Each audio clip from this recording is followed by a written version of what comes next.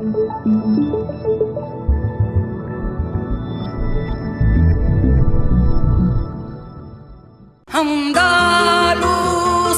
de Jaén. 75 aniversario de la muerte del poeta del pueblo. 80 aniversario de la luna de sangre y miel de Miguel Hernández en Jaén. Jaén, levántate brava sobre tus piedras lunares. No vayas a ser esclava con todos tus olivares. En Multimedia Jiennense y 10 Televisión. ¿Quién levantó los olivos? Andaluces de Jaén. Luna de sangre y miel, una coproducción de Multimedia Jiennense y 10 Televisión en 7 episodios que hoy queremos principiar en el antiguo Hospital San Juan de Dios de Jaén. ¿Por qué en Jaén? Porque vamos a hablar del 75 aniversario, como se está haciendo de modo universal en nuestra tierra, el 75 aniversario de la muerte del poeta Miguel Hernández Gilabert, pero también del 80 aniversario de su estancia en la provincia durante apenas 3 meses, recién casado con la comprovinciana Josefina Manresa. Ese será un hilo argumental para hacer una apuesta clara, editorial, por la vida y no tanto por las conmemoraciones fúnebres. Hoy vamos a hablar y conmemorar desde el archivo del legado Miguel Hernández, que se encuentra también aquí en el antiguo Hospital San Juan de Dios, 28 de marzo, de esa muerte en la cárcel de Alicante de Miguel Hernández. Y leemos en la web de Diputación: Miguel Hernández llega a Jaén el 2 de marzo de 1937 tras causar baja en la primera brigada móvil de choque del 5º Regimiento, donde ejerce como jefe del Departamento de Cultura del batallón. El poeta es destinado al altavoz del Frente Sur en calidad de comisario de cultura, agitador del aparato de propaganda para su publicación en los periódicos y octavillas del frente. Un hombre enamorado llega a Jaén, recién casado, un esposo soldado. Morena de altas torres, alta luz y ojo tanto, esposa de mi piel, gran trago de mi vida, tus pechos locos crecen hacia mí, tanto de hierba concebida. Ya me parece que eres un cristal delicado, temo que te me rompas al más leve tropiezo y al recortar tus venas con mi piel de soldado fuera como el cerebro. Espejo de mi casa, centro de mis alas, te doy vida en la muerte que me dan y no tomo. Mujer, mujer, te quiero cercado por las balas, ansiado por el robo. El tiempo de estancia de Miguel Hernández en Jaén es uno de los más prolíficos en su trayectoria literaria, en poesía, también en prosa, poesía de guerra, prosa de guerra, despertando conciencias en apariencia dormidas, la indolencia jaenera, aceituneros, viento del pueblo. Son muchos los artículos y poemas que el poeta afirma bajo sus iniciales o bajo seudónimo Antonio López, en los periódicos y revistas Frente Sur, El Mono Azul o La Voz del Combatiente. A través de la narración de Miguel Hernández conocemos las particularidades de la vida en la retaguardia de Jaén, de revivir hechos históricos tan relevantes como el atroz bombardeo de Jaén por orden del general sublevado Queipo de Llano con aviones alemanes de la Legión Cóndor el 1 de abril de 1937, que al poeta le cogen el frente extremeño en la batalla de Castuera, que cubre y relata durante esos 3 meses de estancia en Jaén, junto a la defensa de Medellín o la toma del Santuario de la Virgen de la Cabeza. Es un reportero de guerra.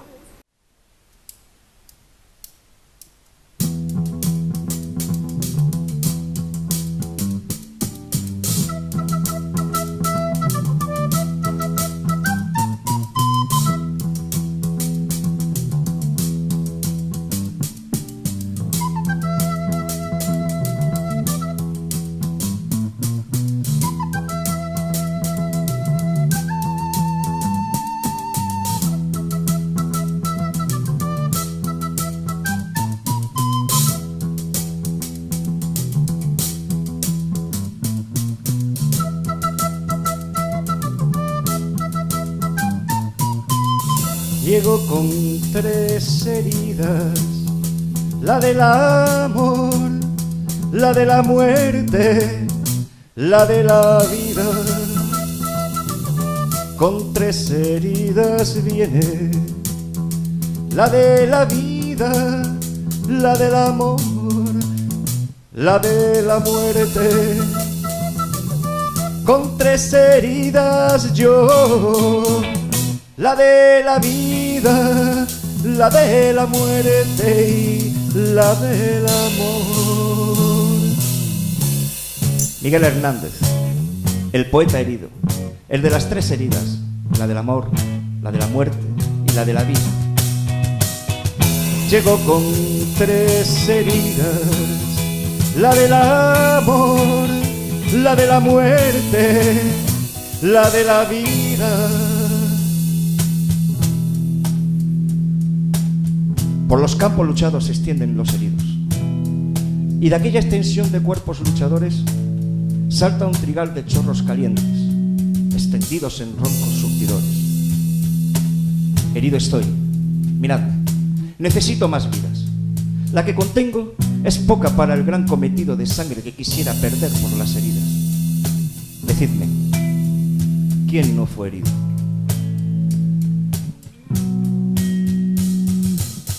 Con 3 heridas viene, la de la vida, la del amor, la de la muerte. Mi vida es una herida de juventud dichosa. Ay, de quien no esté herido, de quien jamás se sienta herido por la vida, ni en la vida repose herido alegremente.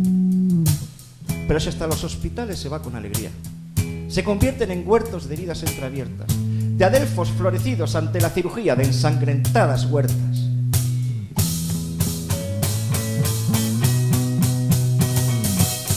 Con 3 heridas yo, la de la vida, la de la muerte y la del amor. Para la libertad, para la libertad me desprendo a golazos de los que han revolcado sus estatuas por el lodo, y me desprendo a golpes de mis pies, de mis brazos, de mi casa y de mi todo.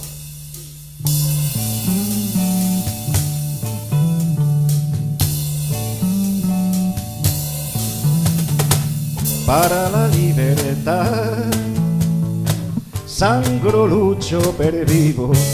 Para la libertad mis ojos y mis manos, como un árbol carnal, generoso y cautivo, doy a los cirujanos. Para la libertad siento más corazones que arenas en mi pecho, dan espuma a mis venas, y entro en los hospitales y entro en los algodones, como en las azucenas. Porque donde unas cuencas vacías amanezcan, ella pondrá 2 piedras de futura mirada, y hará que nuevos brazos y nuevas piernas crezcan en la carne talada. Retoñarán aladas de savia sin otoño, reliquias de mi cuerpo que pierdo en cada herida. Porque soy como el árbol talado que retoño, aún tengo la vida. Para la libertad sangro, lucho, pervivo. Para la libertad mis ojos y mis manos, como un árbol carnal, generoso y cautivo, doy a los cirujanos. Porque donde unas cuencas vacías amanezcan, ella pondrá 2 piedras de futura mirada, y hará que nuevos brazos y nuevas piernas crezcan en la carne talada. Retoñarán aladas de savia sin otoño, reliquias de mi cuerpo que pierdo en cada herida.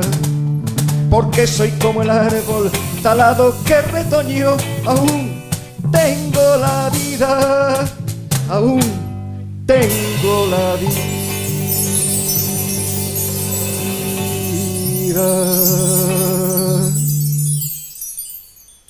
Llegó con 3 heridas el herido, musicalizando al poeta del pueblo, porque la palabra se hace música en esta luna de sangre y miel de Miguel Hernández en Jaén. Ellos son José Manuel Ortega, vocalista, Luis Hidalgo, guitarra y flauta, Carlos Mejino, bajo, y César Augusto, percusión y metales. Hoy abrimos este serial en Jaén, aunque sea 28 de marzo, 75 aniversario de su muerte, para glosar, para conmemorar, como decíamos al principio, su vida, sus ganas de vivir, sus ganas de amar, su amor a borbotones, su ansia de libertad, su grito de justicia, en la sede de la Fundación Legado Miguel Hernández, en el antiguo Hospital San Juan de Dios de Jaén, a solo unas pocas horas de ese 80 aniversario de la luna de sangre y miel de Miguel Hernández en Jaén, recién casado con Josefina y horripilado por el cruel bombardeo del 1 de abril.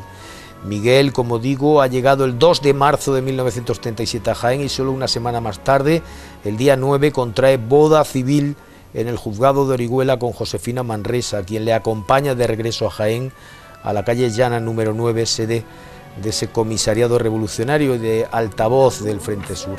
El 1 de abril Miguel está en el frente extremeño y Josefina asiste con las manos en la cabeza, como el resto de vecinos del inmueble, en el patio de aquella casa, al terror del inesperado bombardeo. La crónica posterior de Miguel Hernández sobre el ataque aéreo a la población civil el 1 de abril contiene la carga de profundidad de la crítica descarnada del testigo de excepción por el escaso arrojo y combatividad, dice, del pueblo de Jaén en la respuesta al golpe militar, ni siquiera como represalia armada en el frente de batalla ante episodios tan traumáticos y deleznables como el bombardeo de Jaén. Aquellas 5:15 pasadas del 1 de abril de 1937, 157 víctimas mortales, centenares de heridos. A su vuelta del frente extremeño de Castuera, Miguel muestra su más absoluta desolación en su crónica del 2 de abril. La ciudad bombardeada, la pedregosa ciudad de Jaén, graciosa, lunar y solar a un tiempo, vivía de espaldas a la guerra de su pueblo, de su patria, contra los que la invaden y la inundan con pólvora de traición y asesinato. Los constantes diluvios de bombas de los trimotores italianos y alemanes no salpicaban con sangre la cal de las paredes de Jaén, que en general se recostaba al sol de sus balcones y sus puertas y dejaba pasar la guerra, contemplándola como un espectáculo y comentándola como un espectador. Escasos eran quienes daban importancia y crédito a los sucesos que se desarrollaban en Madrid y en los demás frentes de lucha, y eran muchos los que disculpaban y hasta aplaudían en lo íntimo de su corazón la criminal introducción del fascismo en España. Jaén tenía un corazón casi sordo, casi ciego, casi insensible a las generosas oleadas de sangre que andan desplegadas sobre el solar hispano desde el 19 de julio de 1936. Voy creyendo que para que un pueblo, un hombre, un español sienta los sufrimientos de otro, es preciso que posea también sobre él las desgracias que al otro aquejan. Estoy viendo que el soldado más consciente, con menos flaquezas y más capacidades, es quien más atropellado ha sido por la vida. Digo que Jaén yacía indiferente a todo, en un sueño de aceite local. Un día, como respuesta a una victoria de nuestro ejército sobre el suyo, Queipo de Llano manda, ahuecado y chulo como siempre, sus arrasadores aeroplanos contra la dormida ciudad de Jaén, que se revuelve despavorida y ve de cerca y se convence de la violenta verdad, la obra del fascismo sobre sus criaturas. Jaén es bombardeada.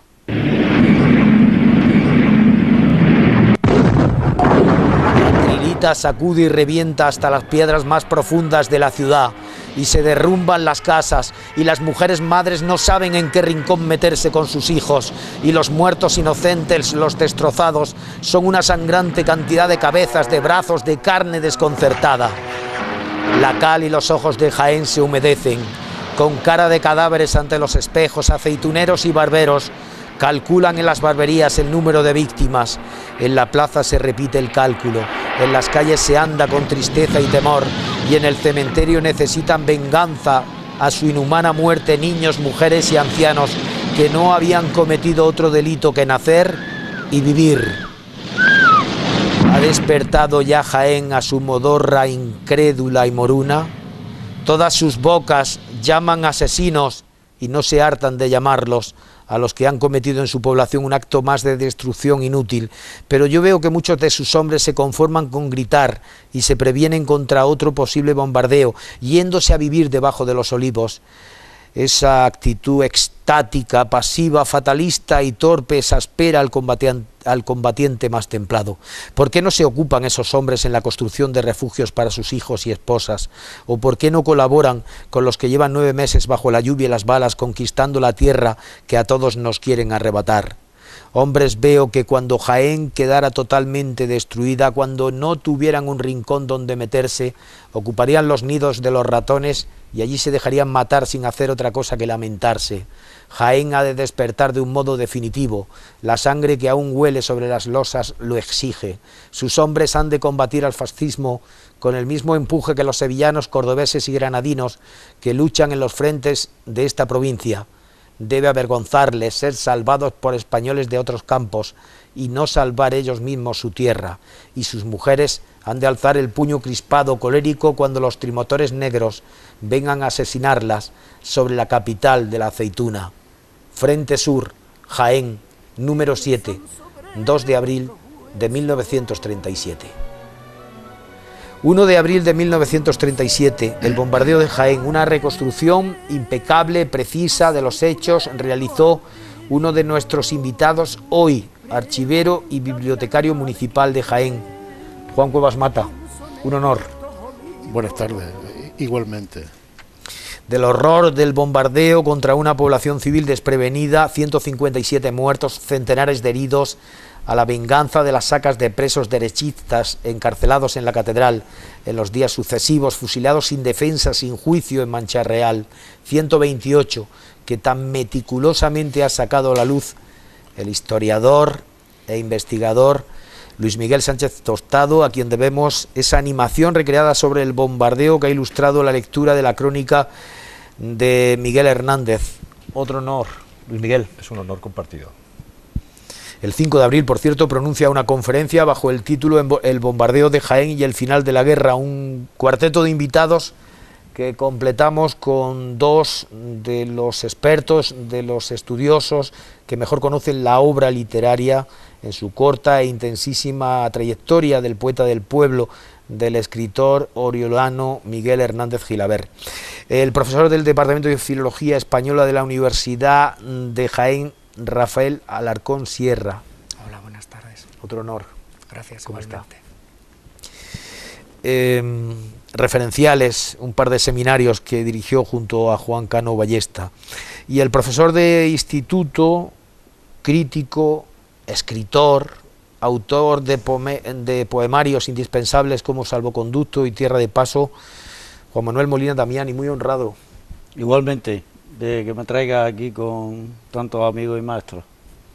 El febril y enardecido Miguel Hernández, que llega a Jaén, el que escribe muy pronto Aceituneros, el que radiografía con su alma revolucionaria la tragedia del jornalero sin tierra, el Hernández de Viento del Pueblo, un año después del rayo que no cesa, se topa con la idiosincrasia de una Jaén republicana en la retaguardia que para él está adormecida. Así lo escribes, por ejemplo, Juan, en tu bombardeo de Jaén, esa crítica que no es compartida evidentemente por todos, pero que está ahí. Yo creo que tendríamos que tener en cuenta el Jaén con el que se encuentra Miguel Hernández. Un Jaén ajeno a la guerra, en cierto modo. Aquí no se han desarrollado hechos de guerra en la misma ciudad, aunque sí represión, y dura, ¿no? Como demuestra Luis Miguel, ¿no? Ya después de pasados pues 7 u 8 meses, ¿no? del comienzo de la guerra, la gente se va acostumbrando, digamos, a la situación, ¿no? Luego, no solo la población de Jaén, hay que tener en cuenta que Jaén en ese momento, no hay cifras exactas, pero se calcula que tenía prácticamente el doble de su población. De gente procedente de Granada, de los territorios conquistados por los rebeldes, los refugiados, y además gente que no tenían trabajo, la mayoría, o que estaban en tránsito también hacia otros sitios, y que la gente de Jaén, los vecinos de Jaén, estaban obligados a acogerlo. Había un comité local de refugiados que designaba cuántas personas tenía que haber en una casa dependiendo del tamaño, y luego había una escasez también grande, aunque no había hambre, digamos, física, se podía todavía comer, pero sí que había que hacer cola para los productos básicos, y los productos no básicos eran muy difíciles de encontrar. Portland, por ejemplo, ahora que hablarán de él, menciona en uno de sus pasajes de Luis Olaya, de la novela esta Inacabada, que quiere comprar una maleta, ¿no? y le supone una aventura increíble, ¿no? De principio no hay, luego ya de tapadillo parece que sí se la pueden vender, en fin, ¿no? O sea, una simple maleta, un objeto que se sale del carbón, del pan, en Jaén lo único que había en abundancia en ese tiempo y de sobra era la cerveza del Alcázar, porque los trabajadores del Alcázar tenían a gala el superarse en la producción continuamente, ¿no? Una cosa así. Entonces eso genera en la población una situación de hastío. Eso sí que el compromiso de la gente de Jaén era prácticamente obligatorio, porque estaban movilizados y tenían que ir, los jóvenes estarían todos en la guerra, movilizados, por lo menos por sus quintas hasta ese momento, y la participación, digamos, en otros aspectos, en otras contribuciones que tuvieran que hacer, de tipo económico y tal, también. Entonces, Miguel Hernández se encuentra con una ciudad harta de la guerra, deseando que se acabe, en el hastío, y con una población flotante que no tiene ocupación, que está repartida por la ciudad. Portland también, cuando habla de Jaén en su velada, ¿no? El trasunto de Jaén, lo compara con el vestido de las muchachas, que cuando se hacen adolescentes les estallan las costuras. Así estaba Jaén. La gente asomada a los balcones, en las terrazas, soleándose, decía y tal, pues porque no había espacio físico para esto. Esa situación... En un estado permanente de provisionalidad, ¿no? De excepcionalidad. De excepcionalidad y de incomodidad. La vida en ese momento sería muy incómoda para todo el mundo, ¿no? Para los refugiados y para los de Jaén también, ¿no? Para los habitantes de Jaén. Entonces, yo no sé si se podía referir, porque ya digo, la contribución era prácticamente obligatoria, a lo mejor a la gente que no se veía con la vehemencia esa. No es lo mismo llegar del frente de Madrid, de cavar trincheras, y de ver la vida de la batalla de Madrid en los primeros momentos de la guerra, a llegar a una ciudad en la que eso no había tenido, simplemente lo conocían por las noticias que llegaban por la radio o por la prensa, y la gente no estaba desde luego tan concienciada como podían estar en Madrid, ¿no? Ni eran tan radicales, digamos, ¿no? Entonces también Miguel Hernández viene aquí como miembro del altavoz del frente, ¿no? Viene a agitar, a hacer propaganda y a agitar, a movilizar a la gente, y no es de extrañar que en este artículo pues arremeta, espolea a la gente para que trabaje por la guerra, construya refugios con ocasión del bombardeo, o vaya a pelear a las trincheras, como los que llevaban 9 meses, creo que lo dice por ahí también, entre el barro y las balas, ¿no? Algo así, ¿no? No es una descripción periodística objetiva, y en eso pones especial énfasis, Luis Miguel. Yo coincido con lo que ha dicho Juan. Es que ese artículo, cuando todavía están humeantes los rescoldos de las explosiones, escrito por una persona que viene de los frentes y que surgen de la indignación, es normal, pero yo creo que no se ajusta fielmente a la sociedad jiennense, porque O sea, la retaguardia republicana de Jaén no está adormecida ni es Yo pusilánime. pienso, no, porque Jaén estaba aportando al frente miles de personas que iban movilizadas y voluntarios, y Jaén ciudad fue receptora de refugiados, en su inmensa mayoría personas mayores, ancianos, mujeres y niños, y su labor estaba en la retaguardia. Y el pueblo de Jaén además tenía que acogerlos, como ha dicho Juan. Eso suponía un esfuerzo tremendo, una población que de 40 o 45.000 habitantes pasó a casi 80.000. Eso era, imaginaos cómo se vivía, ¿no? Y yo creo que, no sé, me parece que son palabras nacidas desde la indignación, desde la rabia, creo yo, ¿no?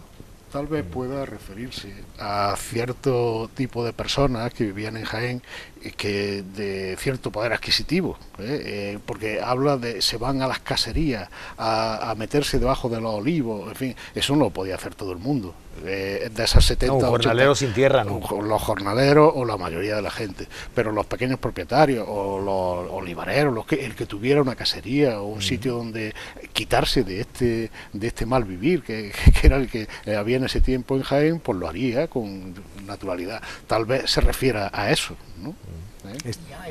Y hay otro dato que abunda en vuestra interpretación, que estoy de acuerdo, y es que él previamente, previo a su estancia a Jaén, escribe un artículo sobre el Frente de Madrid, y él mismo también se queda asombrado de cómo al volver a la retaguardia, al volver a la capital, pues no ve nada que represente la lucha, el sufrimiento del frente. Claro, es que tenemos que tener en cuenta que son como dos dimensiones distintas.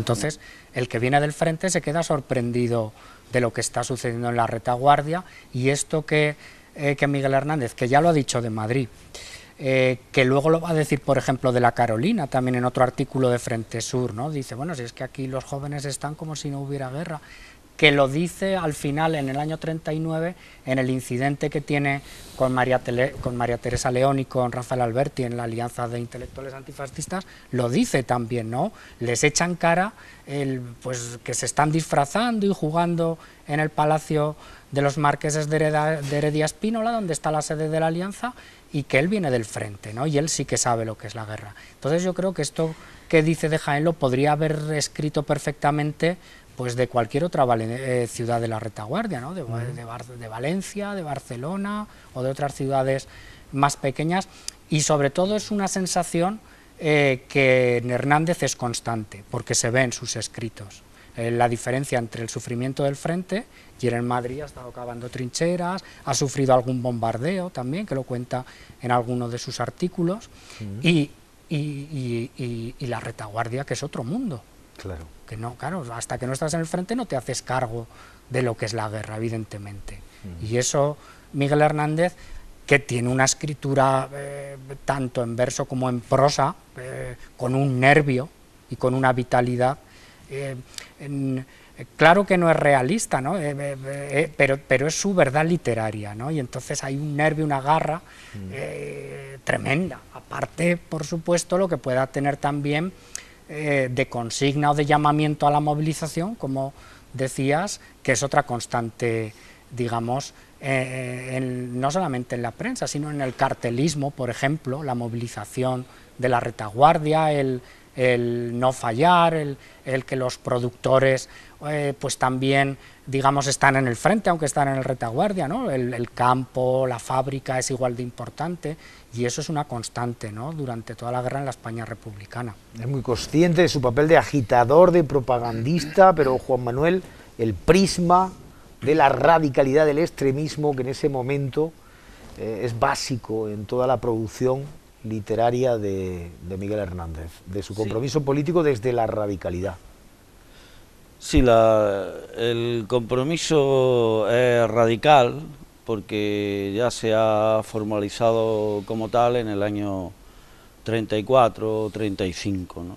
Él en el año 34-35, pues a partir de su estrechísima relación con Pablo Neruda, a partir de la escritura de una serie de poemas que él no recoge ni en el libro del 36, El rayo que no cesa, que es un libro que él se ocupa mucho tiempo en armarlo, ni recogerá luego los poemas de Viento del Pueblo, del 37, él escribe ahí una serie de poemas que no recogerían en ninguno de sus libros éditos, y él muestra un viraje definitivo en su producción. También es verdad que el Jaén del 37 yo creo que tenía que ser una ciudad convulsa, porque el hecho de que doblase su población en una ciudad que se acababa al principio del Paseo de la Estación, allí en la esquina de donde estaba el cuartel de la Remonta, que en fin, de donde sale el capitán Cortés para digamos, acuartelar a toda la tropa en el cerro, a toda la tropa de la Benemérita, de la Guardia Civil Provincial, en procesos de los que ha hablado Cobo Romero. La ciudad yo creo que no debiera estar tan tranquila, ¿no? Al menos los recuerdos que tengo yo de mi familia, que vivía en la calle Llana y que padece el bombardeo del 37, porque una de las bombas como han contado Juan, como ha contado Luismi, una de las bombas cae en el horno de Pusibet, que es el horno que aún sigue demarcando una bifurcación entre lo que es la actual calle Josefa Segovia y lo que es la calle Mesa, si no me equivoco, en ese altozano que hay, casi a punto ya de acabar la cuesta de la Alcantarilla. Entonces ahí cae una bomba, hay cola en esa bomba, mueven muchos chiquillos allí, una hora en abril, en esta época, pues la gente hacía un día bueno. Entonces, claro, la bomba, aunque él no está en Jaén, pero la bomba cae a escasos metros de su casa, porque él vive el altavoz ha montado su oficina, ahí las fotos de Miguel están hechas desde la terraza de esa casa, ha montado su oficina allí, en la calle Llana, en la casa de la marquesa de Blanco Hermoso, y entonces la bomba cae muy cerca, y a Josefina le debió convulsionarla mucho ese bombardeo, porque Josefina viene aquí un poco al abrigo de la tranquilidad, ella viene en viaje de novios, ¿no? Entonces yo creo que la ciudad estaba muy convulsa, porque la represión republicana se había manifestado, porque fue intolerante con los golpistas y con quienes los apoyaban. Y luego en el año 37 hay tres acontecimientos muy importantes, que 36-37 tenemos la campaña del aceite, el ejército rebelde que se mete ahí en Lopera, que luego sorprendentemente se para, y luego se para porque hay una gran maniobra del ejército rebelde, que es quedarse con todo el aceite. No puede porque la República defiende ese frente y luego toma el santuario. Yo creo que la convulsión es grande, incluso en la ciudad. Es cierto que quien tiene amigos en las caserías de Puerto Alto se va a Puerto Alto a pasar el verano. Mi abuelo se llevó a su hijo, que vivían en la calle Llana, porque claro, mi abuela se padeció de los nervios muchos años. Mi abuela vivía, mi abuelo y mi abuela, mi padre, mis tíos, vivían en la esquina de la calle Llana con la alcantarilla, en la rebaba que ya te tira para abajo, y enfrente cae una bomba que no sé cuántos chiquillos mata esa bomba, pero mató a mucha gente, la de Cayo allí en la esquina. En fin, hay que ponerse humano, extraordinariamente humano, demasiado humano, para entender a todas las partes. Porque como no nos pongamos humanos, demasiado humanos, no entendemos a ninguna de las dos partes. Pero es nuestra obligación, Juan Manuel, ahora, especialmente 80 años más tarde, ¿no? Hay que ponerse demasiado humano. En el pellejo de cada uno. Y claro, hay que ponerse también de parte de un Miguel que ha estado extraordinariamente vinculado con el catolicismo más integrista, que lo ha enseñado los grandes secretos del aristotelismo, y que en un momento determinado pone todo ese saber católico en favor de un saber extraordinariamente político, que es el saber cristiano, porque la voluntad de Miguel era una voluntad de progreso. Lo que pasa es que, claro, allí en aquel contexto hubo mucha gente que perdió el norte, creo yo, modestamente, que perdió el norte de la humanidad. Pero bueno, estamos hablando de los momentos más trágicos de la historia de España, desde, bueno, ¿a cuándo habría que remontarse para ver? Toda la historia. Yo creo que no tiene parangón, ¿eh? A lo mejor a la guerra de independencia. No, la mortandad que hubo y el salvajismo, sobre todo en la retaguardia, cuya crueldad es peor que en los frentes, que no hay dignidad ni siquiera para morir, ni siquiera para ser enterrados los cuerpos dignamente, ni siquiera para entregarlo a la familia, ¿no? La retaguardia se vive una guerra sucia, una guerra cruel, en las dos retaguardias, en la retaguardia franquista, que aniquila sin juicio a los pueblos que va tomando, y en la retaguardia republicana de Jaén también lo hubo, y hay que reconocerlo. Y también se asesinó sin juicio a muchos derechistas por el hecho de ser derechistas. En un primer momento, tras Sí, fracasar la sublevación en Jaén. Sí, se buscaban armas porque había sospechas de adhesiones al levantamiento. De hecho, los falangistas lo intentaron, y la Guardia Civil, que tuvo en sus manos el entregar las armas a los falangistas, y que finalmente no lo hizo, pues ahí ya perdieron el control de Jaén, y entonces la retaguardia republicana fue muy firme, pero también muy violenta. Cruel. Sí, porque eran asesinatos selectivos sin juicio, sin ser sumarísimos siquiera, porque los tribunales populares se implantaron más tarde, y además los que condenaban fusilaron a muy pocos. La inmensa mayoría de las víctimas fueron sin formación de causa, ¿no? La batalla de Lopera, la toma del santuario, y luego la unificación, el proceso de unificación que se plantea en la agrupación de Mengíbar y que viene al comité provincial, y que luego los comités centrales, el comité federal en un caso y el comité central, tienen que desmentir, porque se plantea pues la unificación del Partido Socialista y el Partido Comunista en el verano del 37.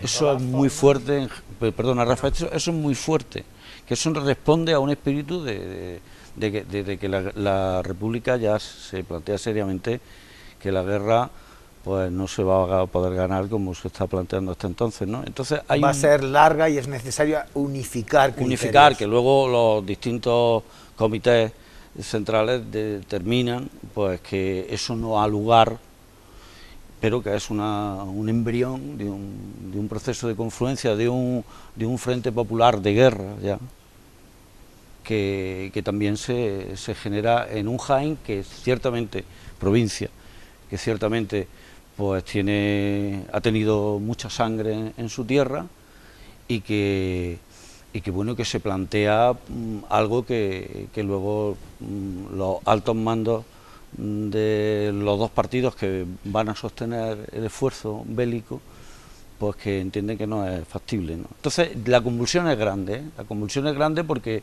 el Partido Socialista y el Partido Comunista se están planteando la unificación política. Eso lo sabéis vosotros. Es curioso porque al final se plantea la unificación, pero un año y medio después los socialistas meten en la cárcel a los comunistas, a punto de entregar la guerra, de entregar Jaén a manos republicanas. Los comunistas los meten en la cárcel. De hecho, cuando entran las tropas nacionales, tras el golpe de estado de Segismundo Casado, el 5 de marzo del 39, se encuentran las cárceles llenas de comunistas. Algunos le abrieron las puertas para que pudieran huir, pero no a todos. Y se encontraron el trabajo hecho. De todas formas, yo sí que destacaría la gran generosidad del Miguel Hernández, que llega a Jaén, ¿no? En medio de este panorama que habéis descrito de forma histórica. Él, no sabemos exactamente cuándo se afilia al Partido Comunista. Parece ser que en el año 36, por mediación de Alberti y María Teresa León. En septiembre del 36, hay que tener en cuenta que en agosto, creo que en torno al 13, matan al padre de Josefina, que es guardia civil, que todo el mundo dice que es muy buena persona, pero que lo acaban de destinar a Elda, donde nadie lo conoce, y pues en estos primeros momentos es asesinado, y claro, él tiene que hacerse cargo, pues no solo de Josefina, sino prácticamente de la familia de Josefina, ¿no? Bueno, pero en septiembre él no acude a la alianza de intelectuales antifascistas, él se apunta, digamos, como soldado raso al 5º regimiento y está cavando zanjas en el frente de Madrid. No sabemos si gracias a Pablo de la Torriente, o otras fuentes dicen que Vicente Aleixandre llama a Emilio Prados y le dice, bueno, mira tú, este chico que está aquí cavando zanjas.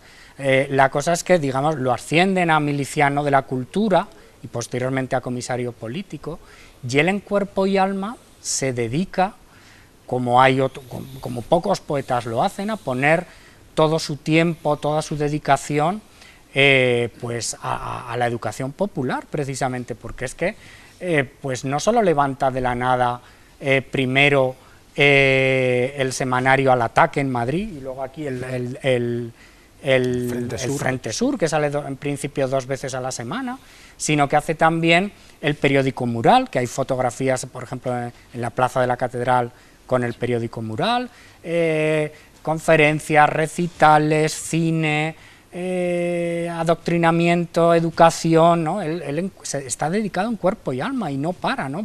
Seguramente es que Jaén la conoce poca, porque llega el 3 de abril, el 9 se va a Orihuela a casarse con Josefina, vuelve en el 12, y él es que está que no para, pues que sí el Frente Extremeño, que sí el Frente Cordobés, el Santuario, la zona del Opera y Porcuna, en fin, él no para. Entonces yo creo que también él exige a la retaguardia lo mismo que se está exigiendo a sí mismo, ¿no? Y claro, y está muy bien lo que has comentado, porque la poesía que él hace es una poesía humanista, materialista, pero jugaría con las palabras, no es un materialismo histórico, es un materialismo trascendente, porque él tiene una fe inmensa en el papel del pueblo como colectivo. Incluso podemos hablar, y lo han hecho críticos, de la poesía de la guerra como una poesía mística, porque hay la mística de la sangre que alimenta la tierra y que la tierra la devuelve a través de la cosecha y de sus alimentos, y ese magma telúrico es el que da fuerza a todo el pueblo en armas. Entonces ahí hay una mística trascendente dentro del viento del pueblo, incluso en poemas como el que dedica a la Pasionaria, que prácticamente la convierte en una deidad panteísta. Pasionaria es como un gran árbol que da refugio y da consuelo, también como una especie de virgen, a todo el pueblo en armas, ¿no? A través de la voz. Claro, la hace su propio doble, porque Miguel Hernández, digamos, el viento del pueblo es la voz del poeta, es el viento del pueblo, y la voz de la Pasionaria, digamos, a través de la radio, a través de las ondas, que es la que está también dando consuelo y firmeza a ese pueblo en armas. Frente, por ejemplo, que lo habéis nombrado,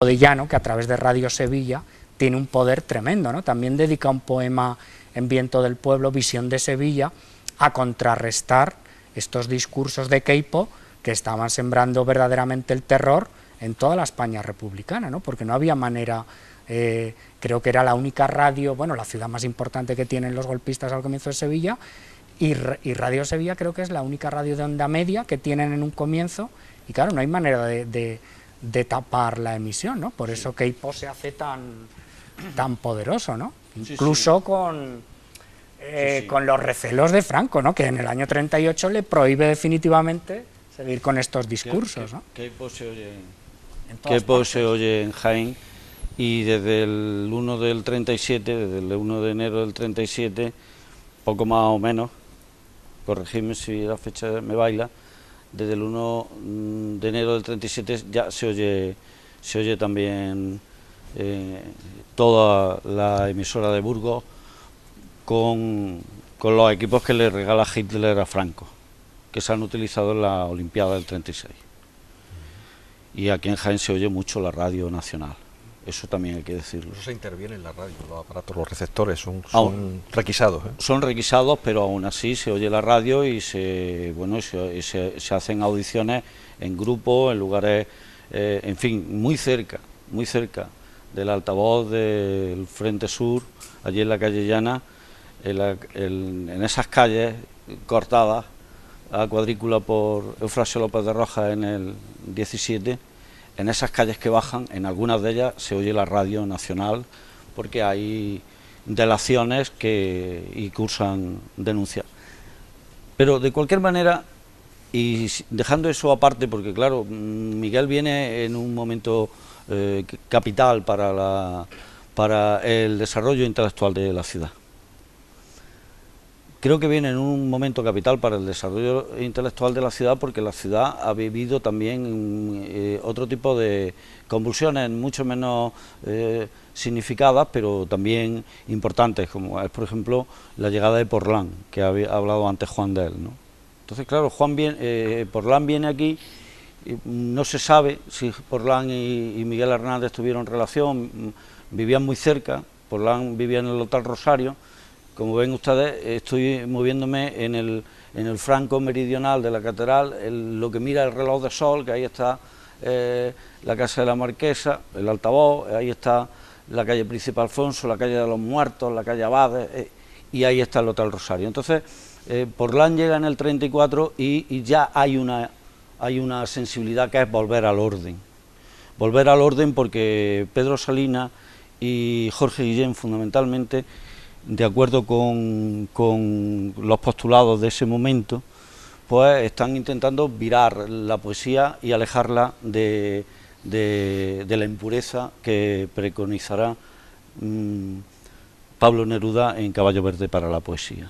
Es decir, en el 34-35 los amigos, la generación esa de amigos, el 27 Sociedad Anónima que decía Pepín Bergamín, se fractura como una pelota gorila, igual que una pelota gorila, se fractura y se raja por la mitad. Y entonces hay un 27 que se decanta por la impureza de Pablo, que sigue escrupulosamente las instrucciones de Khartov del 30, un congreso en Ucrania, donde se determinan pues lo que va a ser el realismo socialista, lo que va a ser la literatura proletaria, lo que va a ser la literatura política, lo que va a ser la literatura de partido, es decir, donde se van a cuadricular todas esas pequeñas diferencias hasta el punto de que se va también a teorizar acerca de los compañeros de viaje.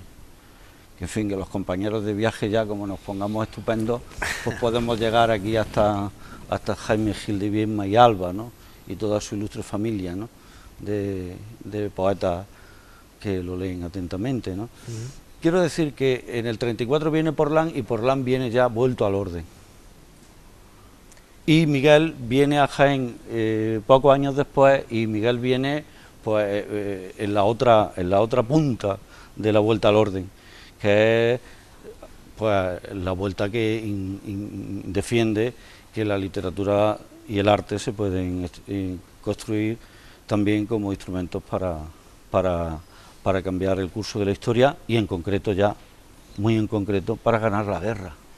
Sí, pero Miguel Hernández, como tú has dicho, sí, le corrige pruebas a Residencia en la Tierra de Pablo Neruda, apuesta sobre una poesía sin pureza en Caballo Verde para la poesía del 36, y de hecho,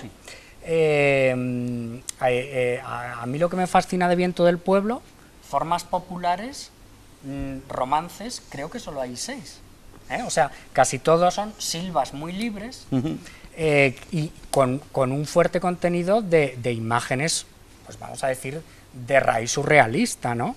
Pablo Neruda, Vicente Aleixandre, Raúl González Tuñón es otro poeta que está muy presente. Es decir, Viento del Pueblo no solo es un libro, vamos a decir, de consignas, como mucha poesía, ¿no? Es un libro que el propio surrealismo se había puesto al servicio de la revolución, y ahí se ve, ¿no?, cómo se puede hacer una poesía con ese entusiasmo de los primeros meses, de juramento de la alegría, ¿no? de la tierra es nuestra, vamos a ganar porque la razón está de nuestra parte, porque los campesinos, como decían las campañas de educación, si saben por lo que pelean, ¿no? Es imposible que pierdan, cuando lamentablemente no gana las guerras el que más razón tiene, sino el que mejor armamento tiene, ¿no? Como Qué se poco demostró. tiempo estuvo Hernández aquí, sin embargo, cuánta producción, ¿no? Estaba en un momento de eclosión, ¿no? Como escritor, como poeta. Buena parte de Viento del Pueblo se gesta. Sí, sí. En Es más, la ciudad. se especula, en fin, son pequeñas anécdotas, pero que nos pueden llevar a lo categorial. Abundando en lo que dice Rafa, es capital la relación con Vicente Aleixandre. Cuidado, no olvidemos un dato importantísimo, ¿no? Cuando Miguel publica en el año 36 El rayo que no cesa, que en fin, que lleva como coda impuesta por la vida el famoso poema a Pepín Sigé, sí, a Pepe, sí, José Marín. José Marín, Pepín. Pues ese libro están ya buena parte del instrumental y buena parte de la artillería estética que luego va Miguel a utilizar en Viento del Pueblo. Por dos razones, fundamentalmente, porque El rayo que no cesa es un libro que por gustarle le gusta a dos personas totalmente desencontradas en ese momento, que son a Pablo Neruda, que su mano está latiendo allí en El rayo que no cesa, como está latiendo también Maruja Mayo y todo el grupo de los ibéricos, porque Miguel pasa también en Madrid en aquellos años, pues pasa la vida fundamentalmente a caballo de los mundos de Alberto, Maruja Mayo y todos los pintores de la Escuela de los Ibéricos, y por otro lado Neruda y Vicente Aleixandre, que recordemos el famoso reloj. Entonces, ¿qué ocurre? Que en un momento dado el Miguel del año 36 está extraordinariamente pertrechado para acometer las más altas empresas a nivel estético. Un libro que le gusta también a Juan Ramón, que eso es, Juan Ramón escribe una reseña sobre el rayo que no cesa en el sol, sí. En el sol, que eso es una reseña que ya va a ser un salvoconducto para Miguel para moverse por todo el mundo. Es decir, que Miguel está en un momento determinado haciendo que esa naranja partida de la que yo hablaba antes, que se produce en el 27, confluya. Es un libro de tensión entre forma y contenido muy fuerte, porque hay sonetos que vienen todavía de la época del silbo vulnerado, ¿cierto?, de imagen de tu huella, es decir, con unos esquemas conceptuales heredados de Ramón Sigé, y aparece, como bien dices, ya la fuerza de Vicente y la presencia de Vicente Aleixandre, de Pablo Neruda. Sí, sí. La destrucción o el amor, claro, que es del 34, del 35. Y Juan Ramón en la reseña lo dice, tiene empaque quevedesco. Claro, el soneto es una forma cerrada, además, dice, pero su corazón hace que se desborde el paquete, ¿no?, que lo rompa, o sea, él pone el sentimiento por encima de esa tensión de la forma cerrada, ¿no? Pero todavía es un libro con mucho juego de tensiones, eso es cierto, ¿no? Se ve de dónde viene y a dónde... Hay tres mujeres, además, hay tres mujeres. María Cegarra también, María Cegarra, Maruja Mayo y toda la Josefina. De Vallecas, que para él es fundamental, Benjamín Palencia, Alberto Sánchez, la propia Maruja. Toda esa imaginería, toda esa imagen que luego va a ser decisiva para los poemas estos, por ejemplo, el poema Sonreírme, que en fin, que tiene un punto de apostasía, si la palabra vale, un punto de apostasía, y que viene a ser el renunciar a una espiritualidad sagrada para instalarse en una espiritualidad más profana, más humana, y atender un poco las lecciones también del Vallejo de aquel momento, que está intentando rehumanizar la poesía al precio que sea.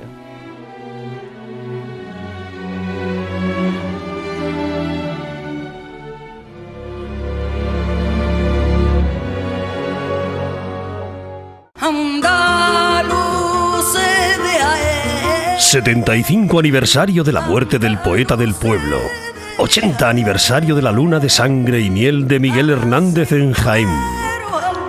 Jaén, levántate brava sobre tus piedras lunares. No vayas a ser esclava con todos tus olivares. En Multimedia Jiennense y 10 Televisión. ¿Quién levantó los olivos andaluces de Jaén? Con la colaboración institucional de la Diputación Provincial de Jaén. Andaluces de Jaén. 75 aniversario de la muerte del poeta del pueblo. 80 aniversario de la luna de sangre y miel de Miguel Hernández en Jaén. Jaén, levántate brava sobre tus piedras lunares. No vayas a ser esclava con todos tus olivares. En Multimedia Jiennense y 10 Televisión. ¿Quién levantó los olivos andaluces de Jaén?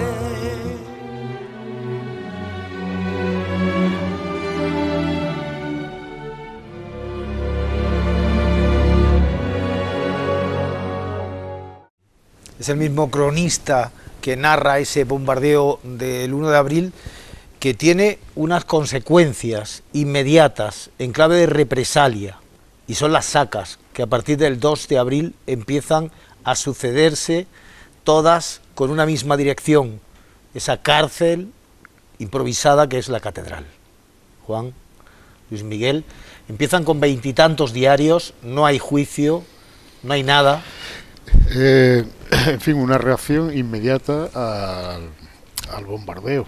De manera espontánea, una vez comprobados los daños, viendo a la vista del panorama, digamos, pues se van concentrando las autoridades, digamos, del Frente Popular en el palacio actual de la Diputación, donde se concentraban todos los poderes provinciales, ¿no? Que era el gobierno civil en concreto, y estaba también la Diputación, la Audiencia Provincial, la Comisaría de Policía, en fin, ¿no? Una serie de instituciones, y piden desde un primer momento, dependiendo del radicalismo de cada uno de los actuantes, pues venganza, venganza, que era una cosa habitual en todos los lugares donde se producían bombardeos, que no es una cosa extraordinaria tampoco aquí en Jaén.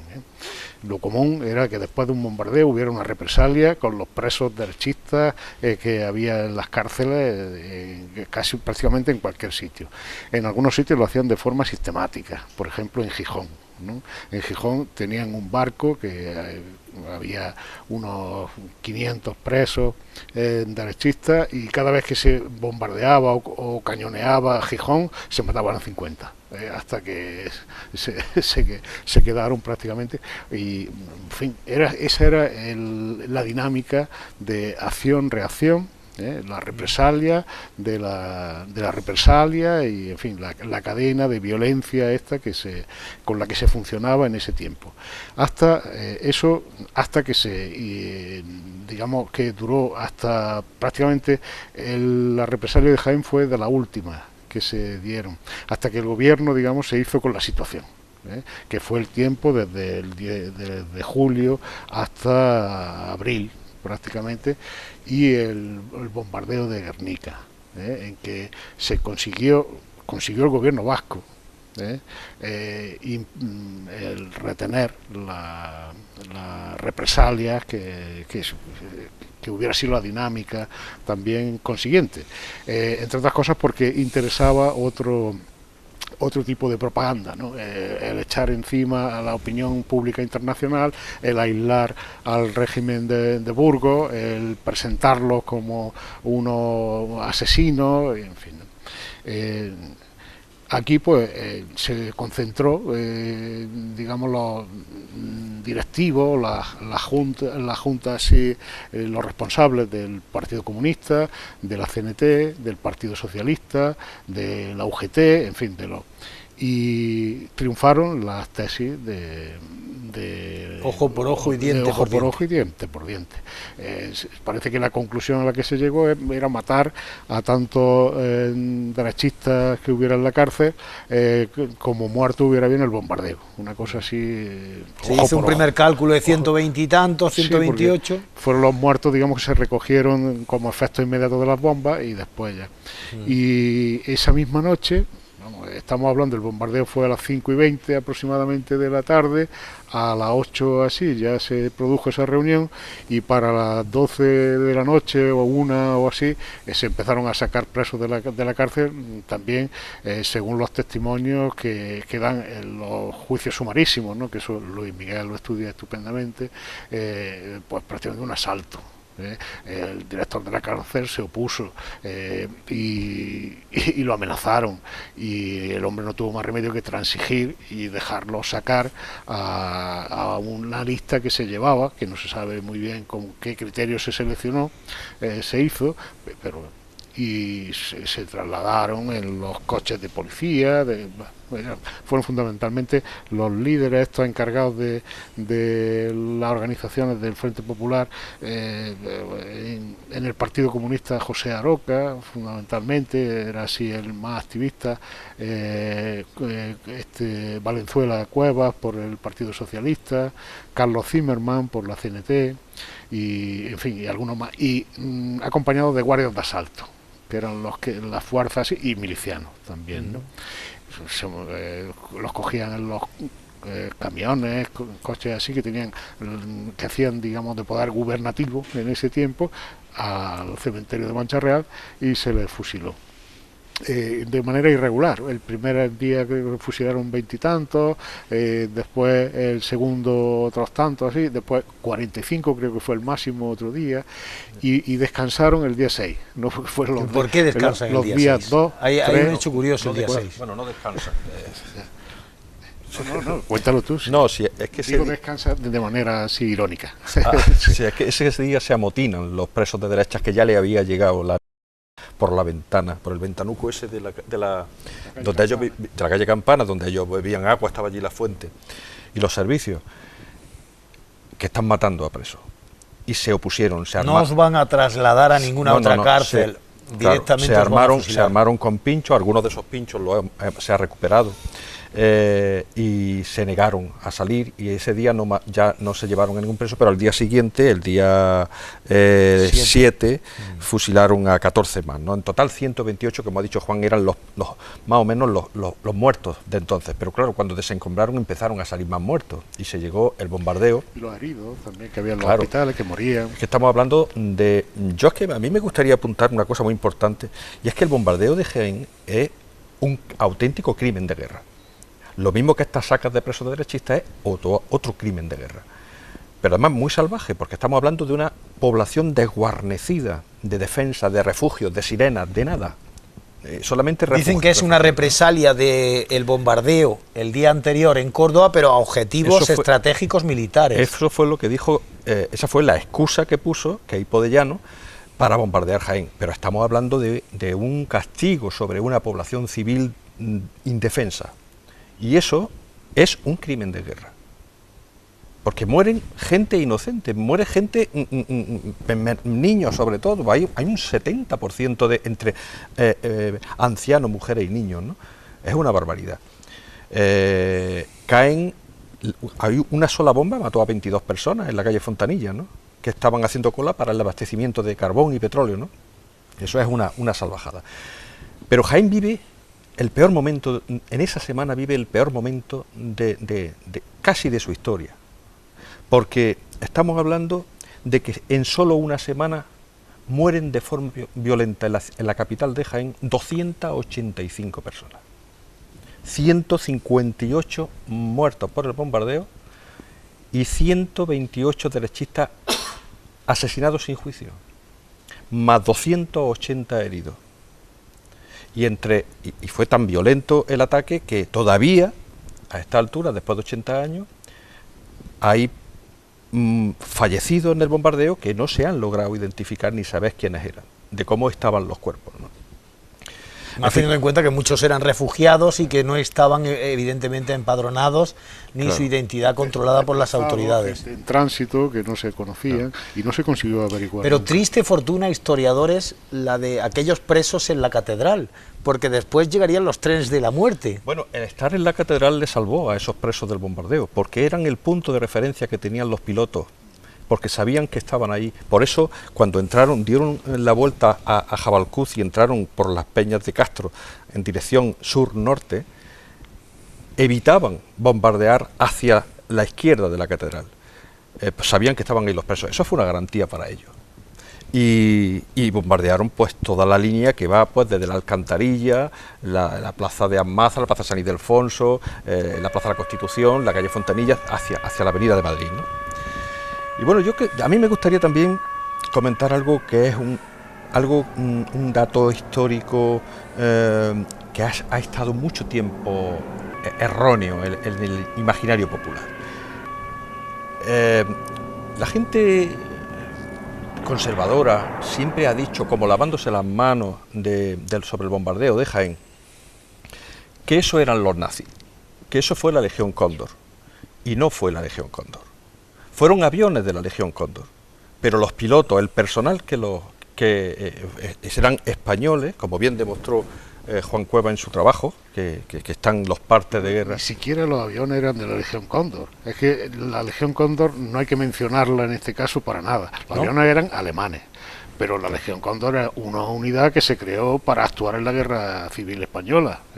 Los aviones eran Junker 52, que el avión de Hitler que utilizaba para sus desplazamientos era un Junker 52, que en realidad era un avión de carga que se podía utilizar como de bombardeo, ¿no? Reconvertido y tal, ¿no? Y ese error mira en la Wikipedia, por ejemplo, y la famosa Wikipedia, y te dice que sigue estando así, sí. Y no hay manera de corregirlo. Y mira que esto se sabe ya hace tiempo, ¿eh? O sea que es un error pertinaz que se tiene ahí y premeditado tal vez, por aquello de que fuera vergonzante para el bando nacional que finalmente alcanza la victoria y tiene que explicar un poco a los propios ciudadanos de Jaén que aquello no lo hacen, que esa antesala de Guernica no está premeditada por el gran jefe del ejército sublevado sur, Queipo de Llano, sino que ha sido cosa de los alemanes, es que como en Guernica. Esa es una de las razones. Ese es uno de los motivos por el que el bombardeo de Jaén, que fue uno de los más crueles de toda la guerra, y que produjo, no voy a decir el que más de una sola pasada, pero posiblemente el segundo de toda España, por encima de muertos desde Guernica, pasara desapercibido. ¿Por qué pasó desapercibido desde Jaén? ¿Por qué no se hablaba de ese? Y uno de esos fue primero porque el día de antes hicieron un ataque, un bombardeo en la ciudad de Durango terrible, el 31 de marzo, que murieron entre 250 y 336 personas.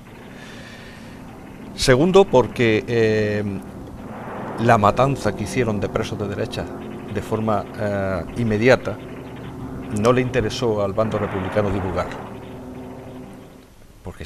Y luego, seguidamente, el bombardeo de Guernica, el 24 de abril, pues sí se hizo una campaña internacional propagandística con aquellas escalofriantes fotografías que salieron de un 80% de edificios destruidos en Guernica, que se te ponían los pelos de punta. Sin embargo, la proporción de muertes con Jaén no fue tanta, ¿no?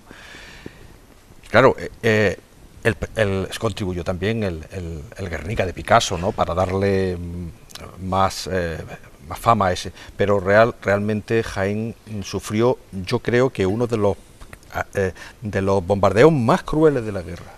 Abundando un poco sobre este tema, es la verdad un misterio, una especie de misterio de por qué no se trataba ese tema. Se echó como un manto de silencio y a nivel local incluso hubo uno de los pilotos de los cazas que acompañaban a los 6 Junker 52 estos, era de Jaén, Miguel Guerrero, que después llegó a teniente general y a jefe de la región aérea de Madrid. Y este hombre creo que era la primera misión que hacía con la Patrulla Azul de García Morato. Lo trasladaron de otro sitio y inmediatamente que hay que bombardear Jaén. Yo creo que ni se lo dijeron ni siquiera, que tenían que salir y ya está. Tiene que ser duro eso. Eso, claro. Pero él acompañó a los 6 bombarderos y bueno, la acción de los caza era dar vueltas, digamos, mientras se hacía el bombardeo, que no era una cosa así. Tenemos la idea de la pasada, sí, con aviones muy lentos que hacían un ruido ensordecedor y tal, pero luego había 9 avioncillos pequeños que estaban dando vueltas por ahí, amenazando, amedrentando e intentando evitar cualquier posible respuesta de cualquier tipo, ¿no? Y cuando ve que caen las bombas en San Ildefonso, su familia vivía en la calle Puentezuela, su hermana y sobrino y tal, y ve salir las columnas de humo, se fue de la formación, bueno, de ese, y se elevó y se quedó por allí, tal, de manera que tuvo que ir García Morato a recuperarlo, digamos, ¿no? Fue el hecho O sea, el hecho es conocido. Era conocido incluso por gente de Jaén que participó en eso, y se comentaba en ciertos sitios, se sabía quién había sido, nombre y apellido, pero eso nunca trascendió. Se guardó también el secreto, que nunca trascendió. Y bueno, ya con el tiempo, yo creo que nadie no se sabía. Tal vez el interés ese de echarle la culpa a los alemanes, para sacudirse un poco el régimen de Franco en la responsabilidad sobre ese bombardeo. En fin, un bombardeo vergonzante. El mismo Queipo de Llano lo dice el día del bombardeo, el día 1, en su alocución esta de las 9 a las 10 de la noche. Sé que los efectos sobre la población han sido horribles. O sea, ya tenía información y ya dicen, nos hemos pasado, de alguna forma nos hemos pasado, pero la respuesta que van a tener los rojos siempre que bombardeen Córdoba o cualquier otra ciudad va a ser esta, ¿no? Siguiendo con lo suyo, ¿no? Eso por un lado. Y luego la represalia republicana o la represalia del Frente Popular también, de algún modo, fue vergonzante.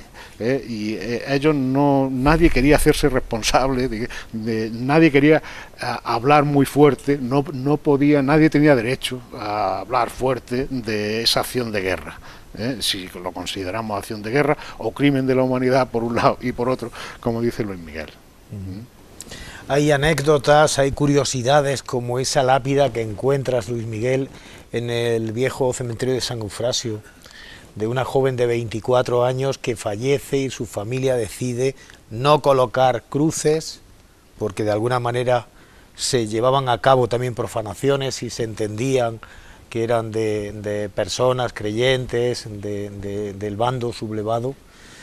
Y con un ángel que señala, que enfatiza en la hora del bombardeo y en la fecha. Sí, es que esa es una lápida maravillosa, que pasa desapercibida, por eso se ha conservado todavía, ¿no? Está en el segundo patio a la derecha y además casi en el suelo, y cuesta trabajo, te tienes que asomar para verla, ¿no? Es una lápida de mármol que me impactó muchísimo, porque se ve que debía ser una familia creyente, pero no se atrevía a poner cruces en esa iconoclastia y en ese anticlericalismo del 37, ¿no? Pero puso los datos Ana del Árbol, me parece que se llamaba, de 24 años, que creo que es una de las víctimas de la calle Fontanilla.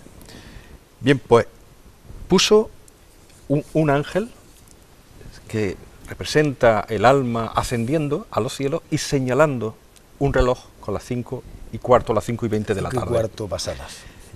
Y debajo un taco de calendario con la hoja del 1 de abril. Iconos que serían por repetitivos, porque están escritos en el texto principal, pero lo que esa familia quería era enfatizar que ese hecho quedara reflejada la hora y el día y que jamás se olvidara. Que ese ángel que asciende es el alma de esa chica joven que asciende a las 5:20 de la tarde o a las 5:15 de ese día. Y es muy curioso, ¿no? Es una mini crónica del episodio, ¿no? Es muy curioso. Luna de sangre y miel de Miguel Hernández en Jaén. Un tributo a la memoria, a la historia, con un personaje que nos conduce a esa Jaén el 1 de abril de 1937. Él lo relata desde su papel de propagandista del Frente Popular de los milicianos, Miguel Hernández. Pero ¿quién era Miguel Hernández? ¿Cómo explicarlo en la ya lejana transición democrática a los más jóvenes? Lo hizo de una manera sintética y brillante José Agustín Goytisolo.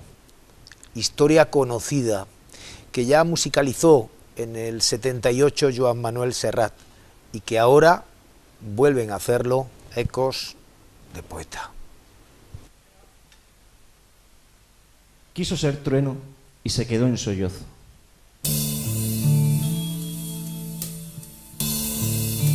Quiso ser trueno y se quedó en gemido. Quiso ser trueno y se quedó en lamento. Es una historia conocida, amigos. Todos la recordamos.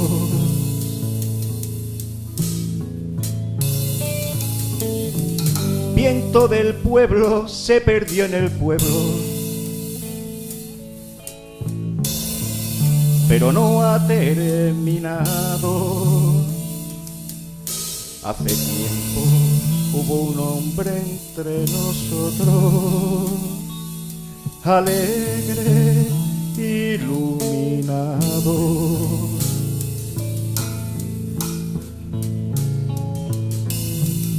Que amó y vivió, cantaba hasta en la muerte, libre como los pájaros. Qué bonito sería nace, escribe, muere desamparado. Se escuchan sus poemas, se le cita, y a otra cosa, muchachos.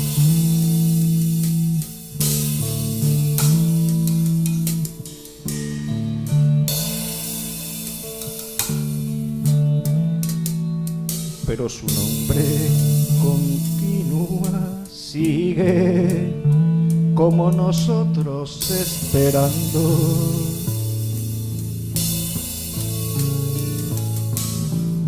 Que un día este asunto y otros muchos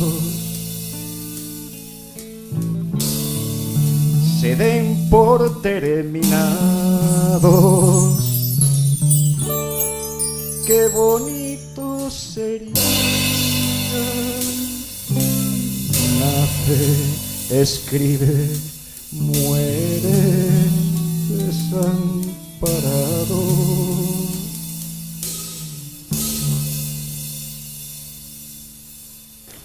Miguel Hernández es un niño pobre que por suerte puede estudiar 6 años, escolar de matrícula al que el padre decide poner a cuidar ganado, oficio temprano de pastor junto a su hermano Vicente.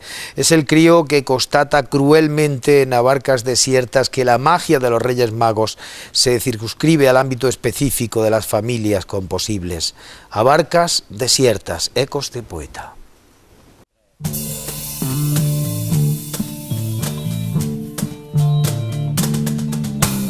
Por el 5 de enero, cada enero ponía mi calzado cabrero a la ventana fría y encontraban los días que derriban las puertas, mis abarcas vacías, mis abarcas desiertas. Nunca tuve zapatos, ni trajes, ni palabras. Siempre tuve regatos, siempre penas y cabras. Me vistió la pobreza, me lamió el cuerpo el río, y de pie a la cabeza pasto fui del rocío.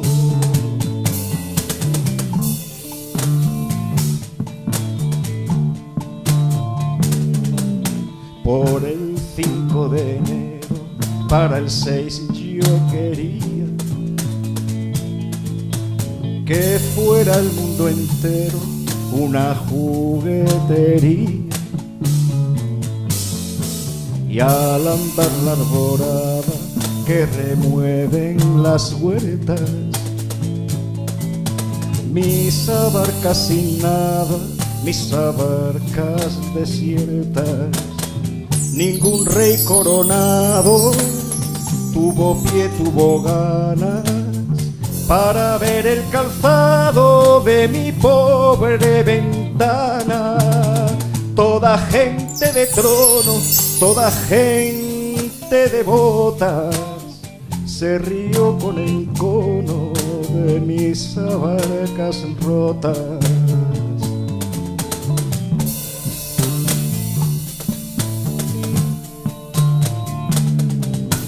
Por el 5 de enero de la majada mía, mi calzado cabrero a la escarcha salía, y hacia el 6 mis miradas hallaban en sus puertas mis abarcas heladas, mis abarcas desiertas, mis abarcas vacías, mis abarcas sin nada, mis abarcas heladas, mis abarcas desiertas. La relación texto-fotografía en Viento del Pueblo de Miguel Hernández es un trabajo, un artículo extenso, muy interesante, del que es autor nuestro invitado Rafael Alarcón Sierra, Universidad de Jaén 2015, Viento del Pueblo, Poesía en la Guerra, 1937. Es un poemario de Miguel Hernández que une texto e imagen, un libro que consta de 25 composiciones y 18 fotografías de diversos autores, aspecto insólito en el panorama editorial del momento. Sí, no son muchos los libros que aparecen con poemas y fotografías. Sí que hay más con poemas y dibujos, por ejemplo. Y bueno, pues es algo que me interesó. Interpreté que las fotografías eran un poco el sustituto de los recursos de la oralidad, de esos poemas hernandianos, también que lo acercaban más a la prensa periódica, a los propios periódicos murales, que las imágenes eran un recurso mnemotécnico también para ayudar a recordar los poemas, y sobre todo, pues repasando Frente Sur, el periódico que Miguel Hernández dirige aquí en Jaén, pues me di cuenta que bastantes de las fotografías de Viento del Pueblo aparecen antes en Frente Sur, en el periódico. Y no solamente eso, buscando en otras publicaciones de la época, pues pude llegar a localizar la autoría, no de todas, pero sí de unas cuantas de estas fotografías, que pues van desde fotos de Otto Pless o David Seymour a fotoperiodistas españoles pues como Oliva, quizás Santos Lluvero, en fin, que es un terreno que estaba por parte de los hernandianos prácticamente sin trabajar. Se le decía, claro, es lógico, ¿no?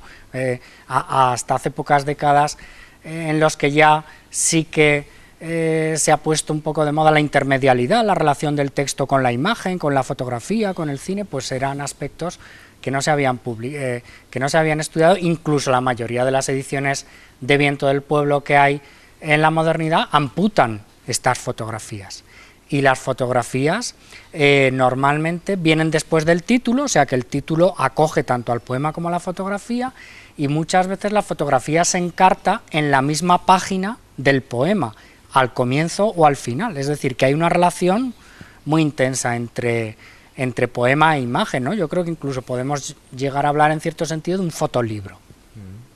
Muy interesante, y no quiero pasar la oportunidad, ya he hecho referencia a Cuevas Mata, a la figura de ese testigo de excepción que fue el cordobés Rafael Porlán Merlo, hablar sobre él, un coetáneo, un poeta burgués de la generación del 27, que de la tradición popularista, o neopopularista de cancioneros y romances, abrazó al surrealismo y tras explorar formas no conocidas retornó al orden del que hablaba Molina Damiani, al rigor, a la métrica, al soneto. Secretario del Banco de España en Jaén, aquel terrible 1 de abril del 37, Rafael Porlán Merlo lo describe con detalle en una novela inacabada de la que nos hablaba Juan Cuevas, publicada años después de su prematura muerte bajo el título del protagonista Luis Olaya, extremeño residente en ese trasunto de Jaén que es Velada, una ciudad de la retaguardia plagada de refugiados. El bombardeo del 1 de abril coge desprevenida a la población, 6 trimotores negros rodean Jabalcuz y luego lo cuenta Porlán. En aquel punto un estampido horrendo sacudió el aire y conmovió hasta las entrañas de la tierra. Olaya sentía que le arrojaban contra la pared, mientras una furiosa lluvia de cristales caía a su alrededor. Se oyó un segundo trueno espantoso. El relato de Porlán es sobrecogedor. Valoremos ahora su figura, doblemente un testigo de excepción para los historiadores y un poeta, un escritor atrapado en las influencias antagónicas de aquel decenio convulso que va de la mitad de los años 30 al Ecuador de los 40. Él fallece prematuramente a los 46 años de edad en el año 45. La historia y su reflejo para la figura poco conocida de Porlán Merlo y también la parte literaria. Finalizamos con ello.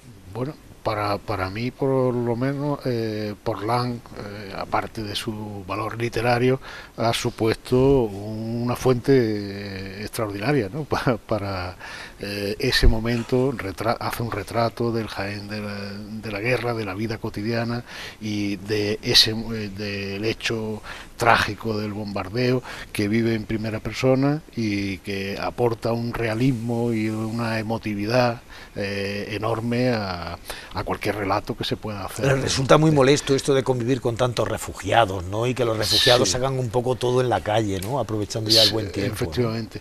¿No? Se le ve, digamos, una moral tradicional. No, el hombre se escandalizaba un poco, recuerdo un paseo que da, que parece que va a la Alameda, el hombre no le parece bien los tratos que tienen los soldados con las chicas, en fin, el resto de la población, así como fuera un poco de su manera de entender la vida, ¿no? De sus valores y tal, ¿no?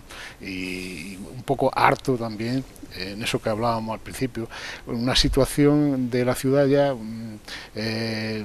cansada de este tipo de cosas que están pasando, que son extraordinarias, una detrás de otra, fuera de sus normas de vida, digamos, ¿eh? Y el Porlán Merlo, que tampoco era nada del otro jueves, pero que en cualquier caso ahí queda ese reflejo, ¿no? Que en el plano humano, hombre, nos enternece, ¿no? Ver a un hombre permanentemente buscando esa, hablabas tú antes de la naranja partida, esa media naranja, que no acaba de encontrar en ninguna parte, y luego también sufre de tuberculosis y muere de ello después de estar un tiempo en Cazorla intentando recuperarse. Sí, sí. Bueno, Porlán es una autoridad, ¿no? Porque él era secretario de la revista Mediodía, una de las revistas del 27, y entonces él vive en primera línea de fuego pues las tensiones que hay en ese contexto de los años 30, entre quienes quieren hacer la pura, quienes quieren hacer la impura, quienes quieren hacer la comprometida, Entonces, él ensaya además pues una escritura que habría que definir si se mueve más en el territorio del surrealismo o del irracionalismo, pero cuando llega a Jaén, él es muy amigo de Salinas y de Guillén, y de acuerdo con ese vector que se marca desde la parte más noble del 27, de la parte más profesoral del 27, pues él se vuelve al orden y se pone a hacer romances y canciones, que es un libro que se imprime aquí en la guerra. Porlán es una figura capital porque va a presagiar, solo que con mucha más calidad y con mucha más decencia, lo que van a hacer los garcilasistas cuando acabe la guerra. Incluso yo he visto correspondencia de Porlán y con Porlán, y él desoye algunas invitaciones de personas tan importantes dentro del régimen victorioso del general Franco, de Eugenio Montes, que lo invita a algunos, bueno, a algunos bolos literarios, editoriales, que Porlán pues rechaza con la elegancia que le era proverbial, porque él era una persona extraordinariamente elegante. Él era un sportman, ¿no? Él había viajado en aeroplano, era un fundador del Cineclub de Sevilla. Tiene unas críticas sobre el cine surrealista, el gran cinéfilo.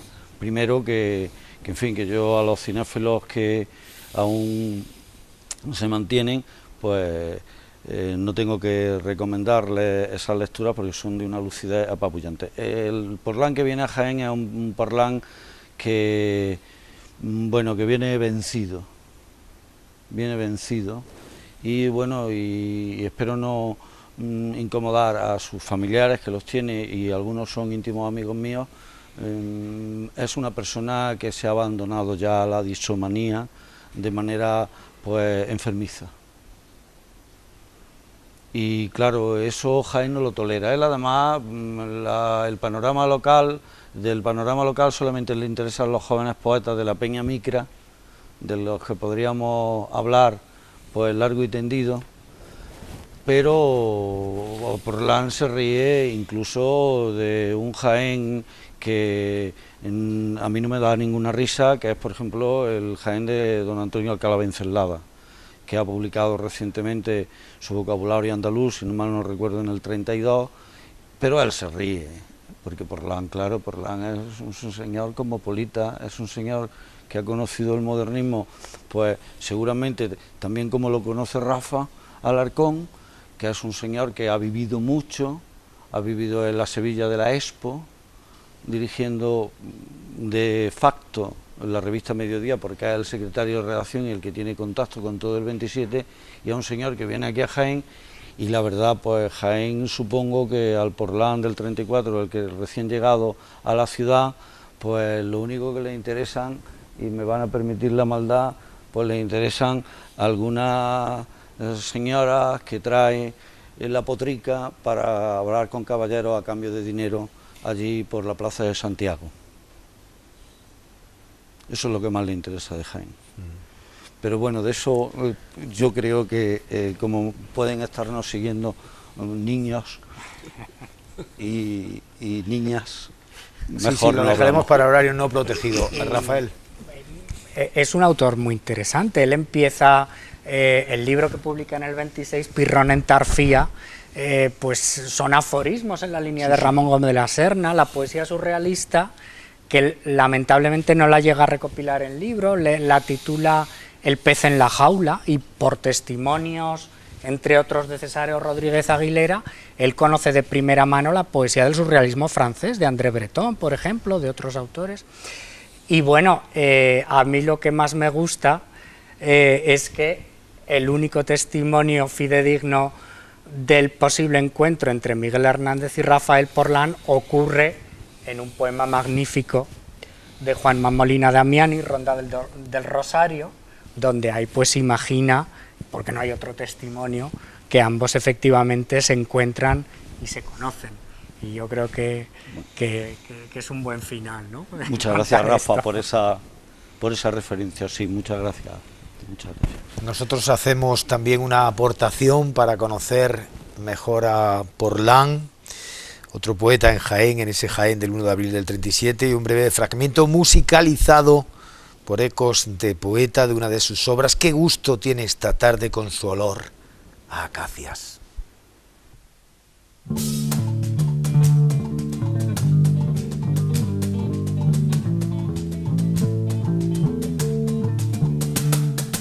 Pasan años y ciudades, pasan días sin llegar, y el olor de las acacias encienden la luz del gas.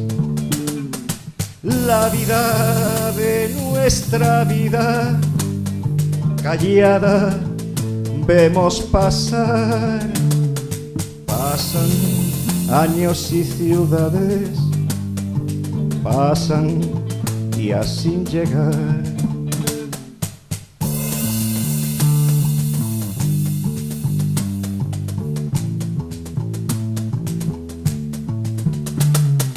Pasan años y ciudades, pasan días sin llegar. Y el olor de las acacias que encienden la luz del gas. La vida de nuestra vida, callada vemos pasar. Pasan años y ciudades, pasan días sin llegar. Fue nuestro primer episodio de este serial, Luna de Sangre y Miel, de Miguel Hernández en Jaén. Fue aquí en Jaén, como hemos dicho al principio, una de sus etapas más prolíficas como autor literario, y precisamente aquí, viendo nuestros olivares, ese mar de olivos y el papel de los jornaleros sin tierra, donde concibe el que ya es himno de la provincia de Jaén, Aceituneros. Con él, con Aceituneros, con Miguel Hernández, despedimos este primer programa, y con Ecos de Poeta. El segundo en Andújar, el asedio del Cabezo. Andaluces de Jaén, aceituneros altivos, decidme en el alma quién levantó los olivos. Andaluces de Jaén, andaluces de Jaén. No los levantó la nada, ni el dinero ni el señor, solo la tierra callada, el trabajo y el sudor, unidos al agua pura y a los planetas unidos, los tres dieron la hermosura a tus troncos retorcidos, andaluces de Jaén. Andaluces de Jaén, aceituneros altivos, pregunta mi alma quién, de quién son estos olivos. Andaluces de Jaén, andaluces de Jaén.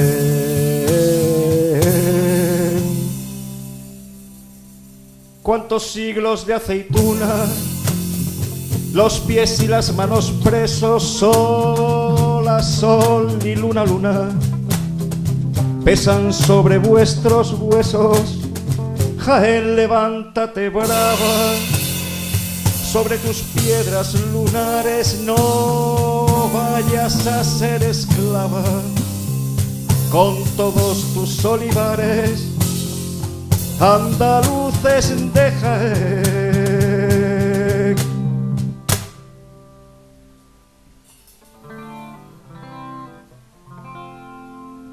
Levántate, olivo cano, dijeron los pies al viento, y el olivo alzó una mano, poderosa de cimientos, dentro de la claridad y muy dentro del aceite y sus aromas, indican la libertad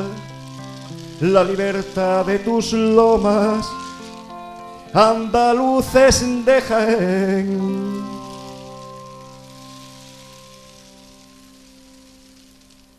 Andaluces de Jaén, aceituneros altivos, pregunta mi alma quién, de quién son estos olivos. Andaluces de Jaén, andaluces de Jaén.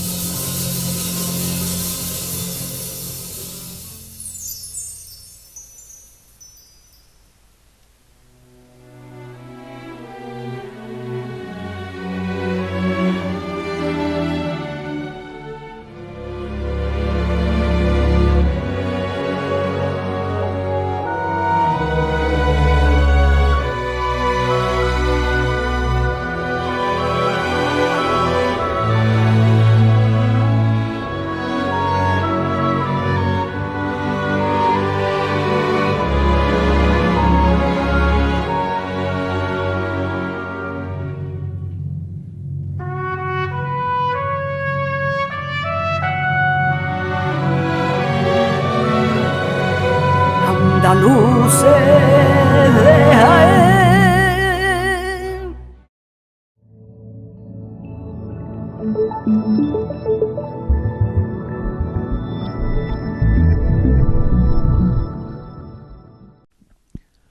Con la colaboración institucional de la Diputación Provincial de Jaén.